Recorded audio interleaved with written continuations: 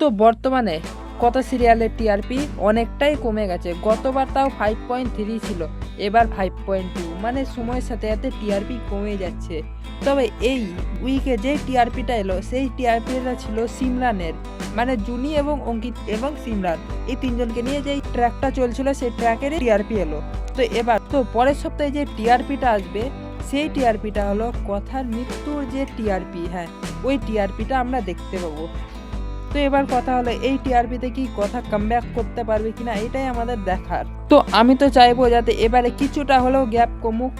Gap না কমলে একটা মানে যদি 4+ টিআরপি চলে যায় তাহলে কিন্তু অনেকটাই সমস্যায় পড়তে পারে। এই সিরিয়ালটাকে হয়তো টাইম স্লট পাল্টে দেওয়ার সম্ভাবনা থাকবে।